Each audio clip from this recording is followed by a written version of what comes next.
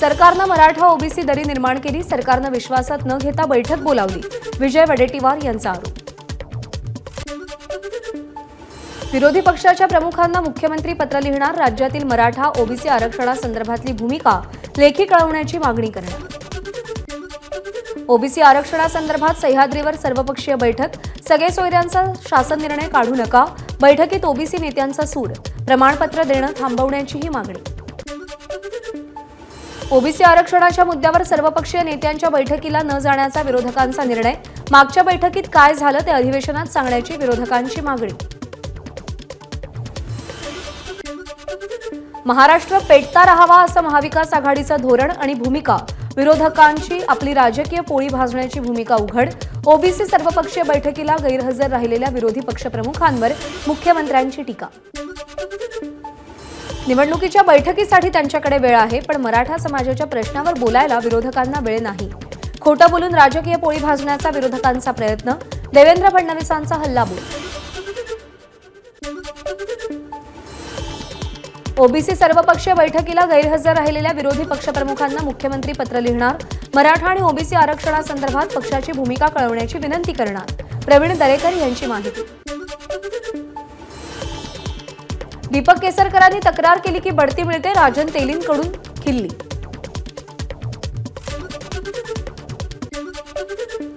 तळकोकणात दीपक केसरकर आणि भाजपच्या राजन तेलींमधला वाद विकोपाला, राजन तेलींची हकालपट्टी करा, केसरकरांची मागणी।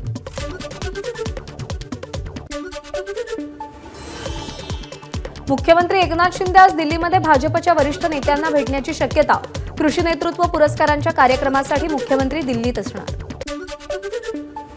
मुख्यमंत्री एकनाथ शिंदे शिवसेनेच्या सगळ्या आमदारांची आज रात्री 9 वाजता बैठक घेणार, विधान परिषदेच्या निवडणुकीसंदर्भात मार्गदर्शन करणार, ताजलँड्समध्ये बैठक।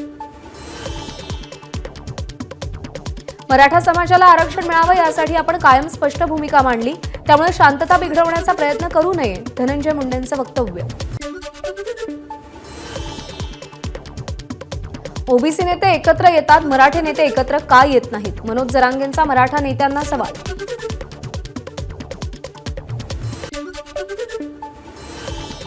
मनोज जरांगे यांची शांतता रॅली आज धाराशिवमध्ये, हजारो मराठा बांधवांना संबोधित करणार। मराठा आरक्षणाविरोधातील सर्व याचिकांवर मुंबई उच्च न्यायालयाच्या पूर्ण पीठापुढे आज सुनावणी, राज्य सरकारनं मराठा समाजाला नोकरी आणि शिक्षणात दिलेलं आरक्षण वैध की अवैध यावर सुनावणी होणार। रविकांत तुपकर उद्यापासून महाराष्ट्र दौऱ्यावर, शेतकऱ्यांच्या मुद्द्यावर रिंगणात उतरत असताना सत्ताधाऱ्यांची बी टीम म्हणून हिणवणं योग्य नाही, प्रस्थापितांविरोधात मैदानात उतरायचंच नाही का, रविकांत तुपकर यांचा सवाल। मंत्री उदय सामंतांवर हायकोर्टातून माघार घेण्याची नामुष्की, कबड्डी असोसिएशनच्या निवडणुकीतून बाद करण्याचा निर्णय योग्यच, कागदपत्र वेळेत सादर न करणं सामंतांना भोवलं, कोणताही दिलासा देण्यास कोर्टाचा नकार। वरळी हिट अँड रनचं प्रकरण सरकारकडून जाणून बुजून दाबण्याचा प्रयत्न, या प्रकरणाची एसआयटी चौकशी कराव, विजय वडेट्टीवार यांची मागणी। वरळी हिट अँड रन प्रकरणातील मुख्य आरोपी मिहीर शहाला विरारमधून अटक, मिहीर शहाची आई आणि बहिणीलाही पोलिसांनी ताब्यात घेतलं, मिहीरला मदत करणाऱ्या 12 जणांनाही पोलिसांनी ताब्यात घेतलं। वरळी हिट अँड रन प्रकरणी आरोपी मिहीर शहाचा चालक राज ऋषीला 2 दिवसांची पोलीस कोठडी, राज ऋषी याला आज कोर्टामध्ये हजर केलं जाईल।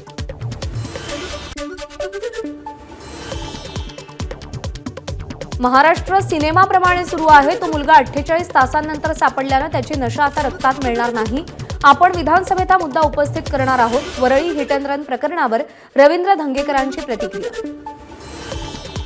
वरळी हिट अँड रन प्रकरणातील आरोपीला फाशी द्या, अभिनेते जयवंत वाडकर यांची तीव्र प्रतिक्रिया, वरळीतील अपघातात मृत्युमुखी पडलेली महिला वाडकरांची सख्खी पुतणी। पुण्यासह संपूर्ण महाराष्ट्रात पुढचे 3 दिवस चांगल्या पावसाचा हवामान विभागाचा अंदाज, विशेषतः कोकण आणि पश्चिम महाराष्ट्रातल्या डोंगर माथ्यांवर चांगला पाऊस होण्याची शक्यता। छत्रपती संभाजीनगरमधील धरणातल्या पाणीसाठ्यात अजूनही वाढ नाही, जायकवाडी धरणामध्ये केवळ 4% पाणीसाठा शिल्लक। पुण्यातल्या धरण क्षेत्रात पावसाचा जोर वाढल्यानं पाणीसाठ्यातही वाढ, पुणेकरांवरील पाणी कपातीची टांगती तलवार दूर होण्याची आशा। मराठवाड्यातील 28 मंडळांमध्ये अतिवृष्टी। गेल्या 39 दिवसात मराठवाड्यात पावसानं 26 बळी घेतले। यात पाण्यातून वाहून जाणं, वीज पडून मृत्यू होण्याच्या घटनांचा समावेश। पावसामुळे रत्नागिरीतील मंडणगड बाणकोट रस्त्यावरील तुळशी घाटात दरड कोसळण्याचं सत्र सुरू। रस्ता रुंदीकरणासाठी डोंगर कटिंग करण्यात आला होता, त्यामुळे तुळशी घाटातील रस्ता वाहतुकीसाठी धोकादायक। कोकणात चांगला पाऊस झाल्यामुळे शेतीची कामं अंतिम टप्प्यात। सध्या भात लावणीची लगबग सुरू। कोकणातल्या शेतीचं नयनरम्य दृश्य ड्रोन कॅमेऱ्यात चित्रित।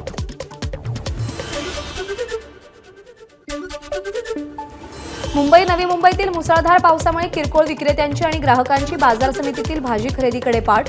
30% भाजीपाला पडून ग्राहक नसल्यामुळे आवक घटली। भाजीपाल्याचे दरही कमी होऊ लागले। अमरावतीमध्ये डेंग्यू, चिकनगुनिया, मलेरियाच्या रुग्णांमध्ये वाढ। जिल्ह्यामध्ये डेंग्यूचे 61, चिकनगुनियाचे 24 तर मलेरियाचे 12 रुग्ण। पुण्यातील झिका रुग्णांची संख्या 15वर, 2 गर्भवतींसह 15 वर्षीय मुलगाही झिका पॉझिटिव्ह। मुंबईनंतर पुण्यातही सीएनजीच्या दरामध्ये 1.5 रुपयांनी वाढ। आता पुणेकरांना प्रति किलोसाठी 85 रुपये मोजावे लागणार। नव्या जिल्ह्यांच्या निर्मितीसाठी अहवाल मागवणार निवृत्त अधिकारी उमाकांत दांगट यांच्या अध्यक्षतेखाली समिती। आमदार आमशा पाडवींच्या लक्षवेधीवर महसूल मंत्री राधाकृष्ण विखेंची माहिती। मुंबई विद्यापीठामध्ये 152 पदांची भरती। भरतीसाठी जाहिरात प्रसिद्ध। 7 ऑगस्टपर्यंत अर्ज स्वीकारले जाणार। 11वी ऑनलाईन प्रवेशाची दुसरी यादी आज जाहीर होणार।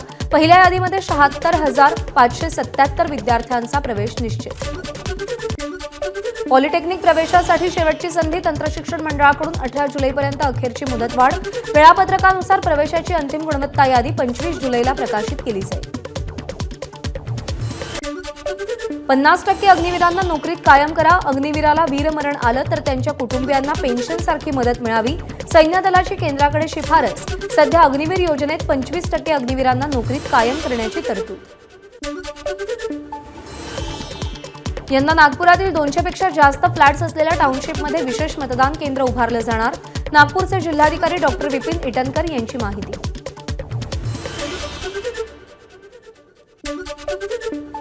राज्यातील अर्जदार लाडक्या बहिणींची संख्या आता 49 लाखांवर। अर्जाची मुदत 31 ऑगस्ट। 15 ऑगस्टला लाभार्थी महिलांच्या खात्यामध्ये रक्कम जमा होणार। सागरी किनारा मार्गावरील हाजी अली वरळी टप्पा लवकरच सुरू होणार। वांद्रे वरळी सागरी सेतूसाठी अद्याप प्रतीक्षा। 1-2 दिवसात हाजी अली वरळी दरम्यानचा टप्पा सुरू होईल। पेडणे बोगद्यात पाणी। कोकण रेल्वे पुन्हा ठप्प। मुंबईकडून येणाऱ्या काही गाड्या रद्द। कोकण रेल्वेवर काही गाड्यांचे मार्गही बदलले। अनधिकृत पॅथॉलॉजी लॅब विरोधात लवकरच कायदा। विनानोंदणी लॅब विरोधात शिक्षेची तरतूद करणार। मंत्री उदय सामंत यांची मंगळवारी विधानसभेत माहिती। मालेगाव सायकलिंग क्लबची 3 दिवसात पंढरपूर वारी। पंढरपूर वारीमध्ये सायकलिंगचा रिंगण सोहळा पार पडला। राज्यातून एकूण 2000 सायकलिस्टचा यामध्ये समावेश। रोटरी क्लब ऑफ पालघरच्या वतीनं एक हात मदतीचा या संकल्पनेत वारकऱ्यांना अत्यावश्यक वस्तूंचं वाटप। यावेळी रोटरी क्लबच्या सदस्यांनी पालखी सोहळ्याचं दर्शन घेतलं। मुंबईतील शिवाजी पार्कजवळ एकाचं झाडावर चढून आंदोलन। सेन्सॉर बोर्डमध्ये लागू केलेला कर संकलन नियम काढून टाकण्यासाठी आंदोलन। नाशिकच्या मालेगाव तालुक्यातील मेंढपाळ बांधव आक्रमक। चराई क्षेत्र उपलब्ध करून देण्याबाबत प्रशासनाला 15 दिवसांचा अल्टिमेटम दिला। मागणी मान्य न झाल्यास मेंढ्या, बकऱ्या, कुत्रे, बैलगाडी यासह तहसील कार्यालयावरती मोर्चा काढणार। नमस्कार। मन सुद्धा तुझं। ही एबीपी माझावरची वेगळीच मालिका खूप गाजली। हिचा दुसरा सीझन केव्हा येणार अशी अनेकदा विचारणाही झाली, पण आता प्रतीक्षा संपली। लवकरच येतोय सीझन 2। मन सुद्धा तुझं होई मन